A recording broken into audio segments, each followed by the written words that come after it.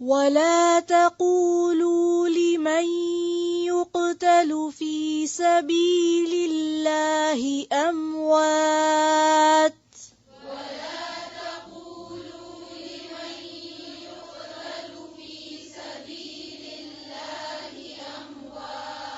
پھر سے پڑھیں دھیان سے.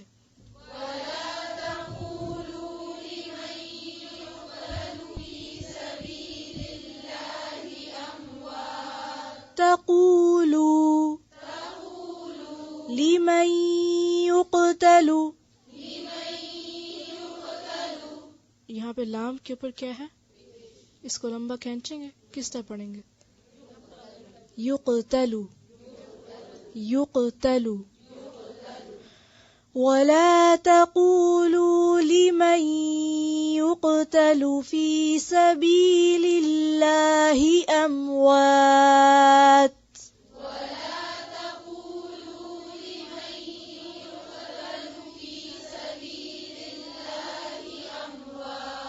في سبيل الله أموات بل أحياء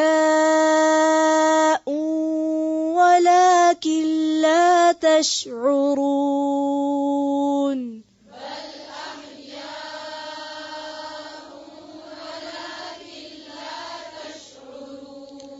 پھر سے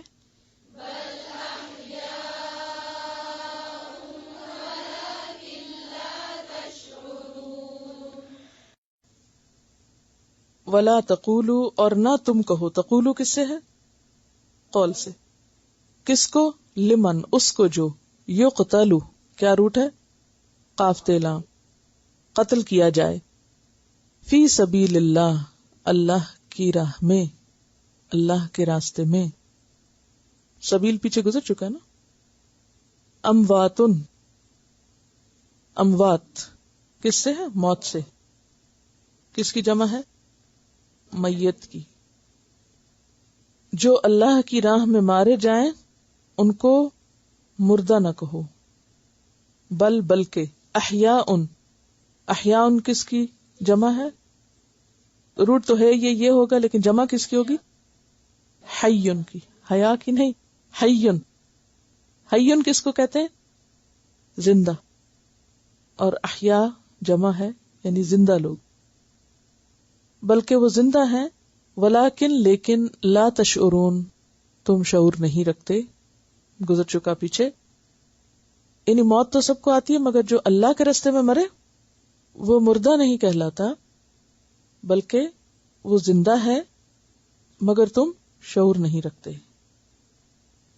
یعنی کیا زندگی ہے وہ نہیں تم کو پتا. اور جو اللہ کے راستے میں جان دے دے، اللہ تعالیٰ اس کو اتنا بڑا مقام دیتے ہیں کہ فرمایا وَلَا تَقُولُوا لِمَنْ يُقْتَلُ فِي سَبِيلِ اللَّهِ أَمْوَاتٌ. جو اللہ کی راہ میں مارے جائیں تم ان کو مردہ نہ کہو. اس کا یہ مطلب نہیں کہ وہ مرے نہیں، مارے تو ہیں.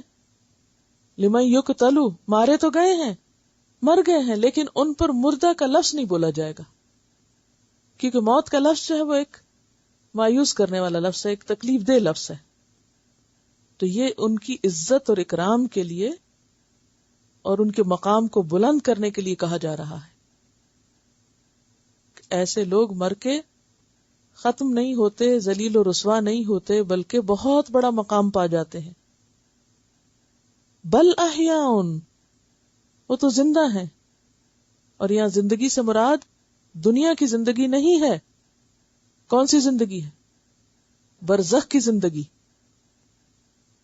بعض لوگوں نے اس کا معنی غلط سمجھا.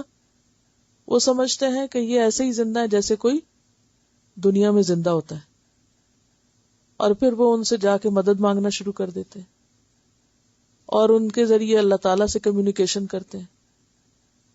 وہ کہتے ہیں کہ آپ ہماری سن لیں اور پھر آگے اللہ تعالیٰ کو سنا دیں جا کے. حالانکہ آپ بھی اتنے ہی حقدار ہیں اللہ سے باتیں کرنے کے جتنے وہ شہید ہو کے کر سکتے ہیں. آپ کا بھی رب اتنا ہی آپ کا ہے جتنا ان کا ہے. لیکن یہاں سے شیطان انسان کو ایسے رستوں پہ لے جاتا ہے جس سے بعض اوقات شرک ہو جاتا ہے. تو یہ زندگی برزخ کی زندگی ہے. اور برزخ کی زندگی کیسی زندگی ہے؟ فرمایا وَلَٰكِن لَا تَشْعُرُونَ، لیکن تمہیں شعور نہیں کہ وہ کس طرح کس حال میں کیسے زندہ ہے. ان کا کچھ حال تو ہمیں احادیث سے پتہ چلتا ہے کہ ان کی روحیں مرنے کے بعد کہاں جاتی ہیں. ویسے تو سب کی روحیں اوپر چلی جاتی ہیں، دنیا میں کوئی نہیں بھٹکتی ادھر ادھر. یہ جو ہم کہتے ہیں نا روحیں بھٹکتی پھر رہی، کوئی دلیل نہیں اس کے پیچھے. اور یہ کہ ہر جمعرات کو گھر واپس آتی ہیں، کوئی دلیل نہیں. وہ کہہ رہی ہیں 1 سال تک آتی رہتی ہیں، یہ کہہ رہی ہیں کہ بعض کہتے ہیں جتنے سال زندہ رہے اتنے سال وہ پھر زمین پہ رہتی ہیں. تو یہ سب من گھڑت باتیں. کس نے دیکھی روح آتی؟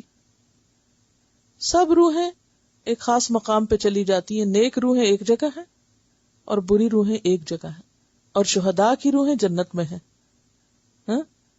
اس کے لیے قرآن پاک کی ایک آیت بھی آتی ہے، بل احیاء عند ربہم یرزقون، کہ ان کو باقاعدہ رزق بھی ملتا ہے، یعنی شہیدوں کو. فرحین، وہ خوش ہوتے ہیں، بما آتاہم اللہ من فضلہ، اللہ اپنے فضل سے جو انہیں عطا کرتا ہے. وَيَسْتَبْشِرُونَ بِالَّذِينَ لَمْ يَلْحَقُوا بِهِمْ، اور وہ ان لوگوں کے بارے میں بھی خوش ہوتے ہیں جو ان سے ابھی نہیں ملے، من خلفہم، جو ان کے پیچھے ہیں ابھی دنیا میں. اللہ خوف علیہم ولا ہم یحزنون، کہ انہیں ڈرنا نہیں چاہیے اور نہ انہیں غمگین ہونا چاہیے، کیونکہ اگر وہ بھی اسی رستے پہ چلے تو وہ بھی ہمارے سے آ ملیں گے، یہیں پہنچیں گے. یستبشرون بنعمت من اللہ، شہیدوں کی روحیں تو جنت میں اللہ کی نعمت پا کے خوش ہوتی ہیں. وفضل، اور اللہ کے فضل سے. وان اللہ لا یضیع اجر المؤمنین، اور بے شک اللہ مومنوں کا اجر ضائع نہیں کرتا.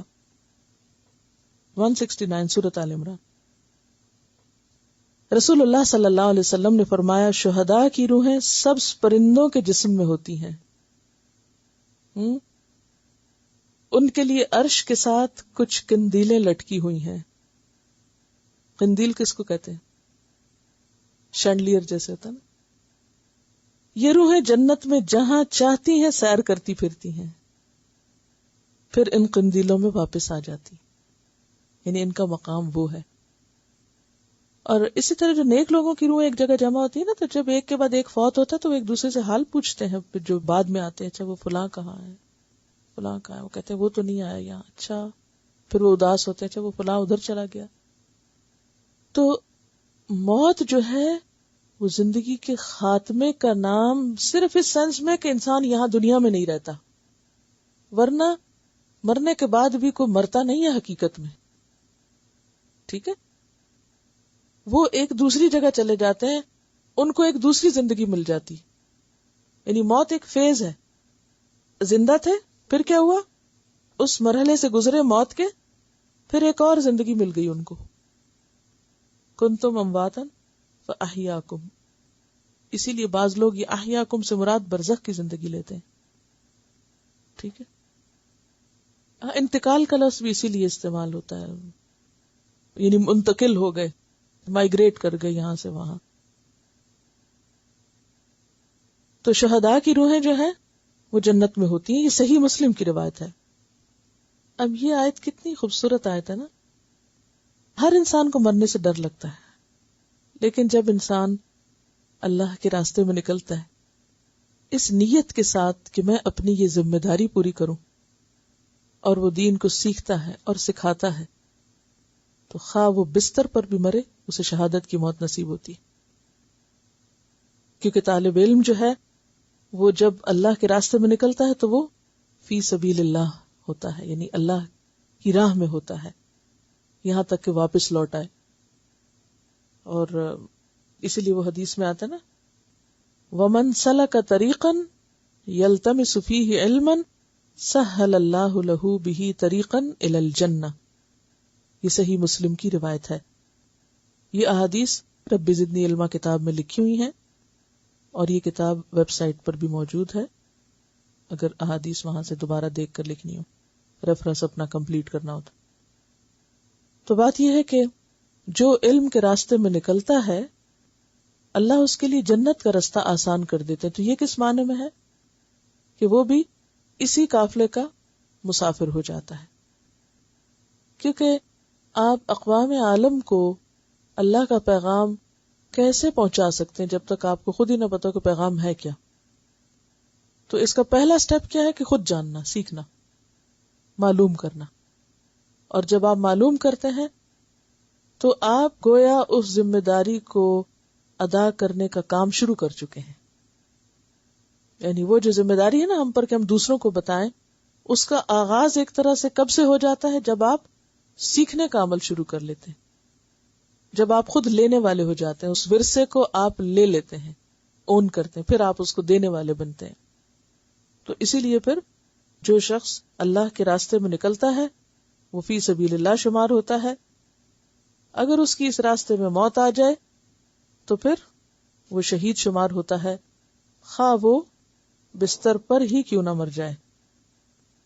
کیونکہ علم جو ہے وہ دنیا کی زندگی میں انسان کو زندہ کرتا ہے، تو مرنے کے بعد بھی ایسا شخص، اور ویسے بھی آپ دیکھیں جو علماء ہوتے ہیں مرنے کے بعد بھی مرتے نہیں ہیں. کیوں؟ دنیا میں بھی ان کا نام زندہ رہتا ہے. اب آپ دیکھیں امام بخاری ہیں، امام مسلم ہیں، اور اسی طرح بہت سارے علم والے لوگ ایسے ہیں کہ ان کے نام زندہ ہیں، ان کا علم بھی زندہ ہے. بہرحال تو فرمایا وَلَا تَقُولُوا لِمَن يُقْتَلُ فِي سَبِيلِ اللَّهِ أَمْوَاتٌ بَلْ أَحْيَاءٌ وَلَكِن لَا تَشْعُرُونَ. کتنا بڑا مقام اور عزت اور کتنا بڑا آنر بخشا گیا کہ تم ایسے لوگوں کو مردہ نہ بولو، میت نہ کہو، وہ تو زندہ ہیں، اپنے رب کے پاس رزق پا رہے ہیں. ہاں یہ الگ بات ہے کہ تمہیں شعور نہیں. اس سے کیا پتا چلتا ہے کہ تمہیں شعور نہیں؟ تمہیں نہیں پتا چل سکتا کہ وہ کیا ہے.